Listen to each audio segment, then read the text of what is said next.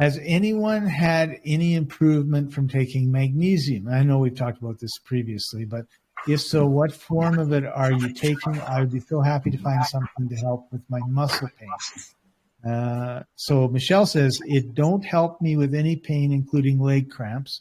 And Jennifer said, I take malate or malate and malate, magnesium malate. Okay. If I'm consistent with it, it takes a few weeks, but I notice an improvement. So why would someone want to take magnesium? What's it going to do? Okay, so the autonomic nervous system is made more active by calcium, as in puts you in fight or flight, and it's put into park or neutral by magnesium, putting you into the parasympathetic rest, repair, digest. So when you push calcium, your elimination shuts down. When you push magnesium, it speeds up. This is the indicator of how much magnesium you can take orally, because when you take just enough, you'll hit the bowel flush moment. All of a sudden, you will be moving your gut pretty quick. Right. So that's the problem with oral supplementation. You may be never able to take enough magnesium trying to take it orally, because you will be triggering the bowel flush. So you'll be forever in a state of diarrhea if you take a clinical dose of magnesium. Therefore, you can take it topically. There are two common forms that you can use topically. One is called Epsom salts, that magnesium sulfate, and the other one is magnesium chloride, which is known as the magnesium oil. The reason people call it that is when you get the saturated solution of magnesium chloride, it feels slick in your fingers. It's kind of oily feeling, but it's a water-based solution. Oh, okay. I wondered. And we sell that. People have been calling it magnesium oil. It's a stupid name because I don't know. It does kind of feel like an oil. It does feel like an oil. It doesn't feel like water. Right. So when you take that and apply it topically, you can put it on your feet, your chest, your legs, wherever you want. It will go through your skin, get absorbed. What you need is about 2 teaspoons a day, which is about 1,200 milligrams of elemental magnesium. Now, to the point of which magnesium to take. Citrate, malate, threonate, you name it, all kinds of forms, right? It doesn't matter what it's attached to. The moment you make it ionic, the moment you dissolve it, it's separated from whatever it came with. So the cheapest one, magnesium chloride or magnesium citrate, are perfectly fine because the magnesium is what counts. The chloride from magnesium chloride gets used in your stomach to make hydrochloric acid. If you go with Epsom salts, the sulfates are used in your joints and other connective tissue to build things. The malic acid is primarily used in your liver to help soften the gallstones and the likes. Malate is what makes apples sour, malic acid. Okay. Citrate is what makes lemons sour.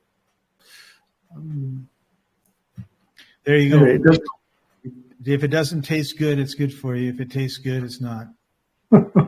Yeah, okay. Magnesium chloride is as bitter as it gets. Taking it orally is you put a little bit of that on your tongue, and it's like, oh, that's not very good. It's really bitter. Really like the Epsom salts, to be honest. I mean, to have a nice warm bath or hot bath with the Epsom salts in it, or what were those salts that are pink that you I don't know if you still Himalayan salt? No, that's different. But Dead Sea salt is pretty good because that's 30% magnesium. So soaking with Dead Sea salt is very healing, very healthful. Which is why they have all those spa places in around the Dead Sea, right? People get in there. It's supposed to make them feel better. It's such a bad name, Dead Sea. They call it dead because there are no fish in it. But it actually is very healthful, lively, supports life. It should be called, I don't know what to call it. But anyway. So add magnesium. So in general, if you're talking to someone that's suffering from fibromyalgia, you can't go wrong by having more magnesium in your. Yeah. I'd like to put in a commercial, Scott. People don't ask the question because they don't even know to ask it.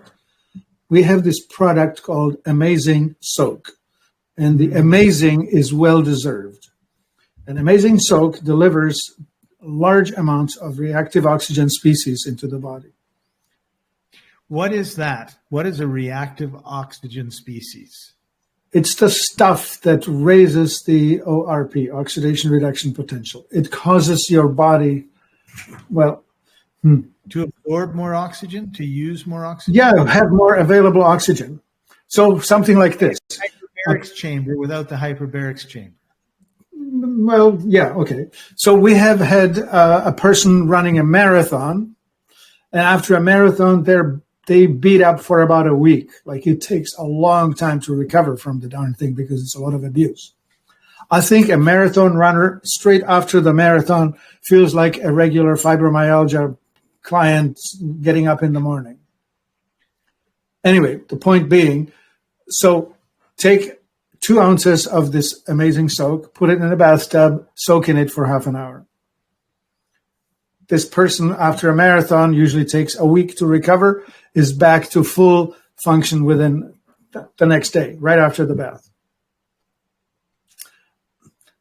Several clients, many clients with this Amazing O, they take 1 bath, then they take the second bath a week later, and then they take a third bath a month later. And that's all they need. Once a month maintenance of about 1 ounce of this thing in a bathtub. And it's phenomenally effective at improving the oxygen availability in the tissue. So you're not tired and you're not having these neurological problems. I don't want to give it away because it's just silly. It's not horrendously expensive. 16 ounces, shipping included, about $100. Small price to pay for no more aches and pains. Yeah, that would be about a year's supply for a normal user. Oh, that's the other way of putting it too, right? Yeah. 52 baths? No, not 52. Once a month. Once a month. You need about an ounce. 2 ounces on the first one. Yeah. So a year's supply, and just having a bath and laying there and being quiet is going to help you. Right.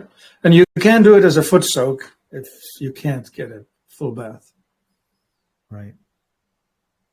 Cool. All right. Amazing O. Yeah. Amazing Soak. Amazing O is the same product, but it's in a bottle with an eyedropper, and that's usually for people who want to disinfect their mouth or who want to kill off anything that's inhaled and all of that. That stuff releases the same hypochlorous acid that the white blood cell releases when it's killing off an invader. That's what it does. So you should only have it when you're feeling sick. Yeah, I suppose. Yeah. Who's not feeling sick today? I take some every day. Oh, you take some every day. Okay. So 3 drops in a glass of water? That's it. I take 4. 4 drops in a glass of water. Okay. I have some, but I haven't started taking it. I've smelt it, and it's just like, oh.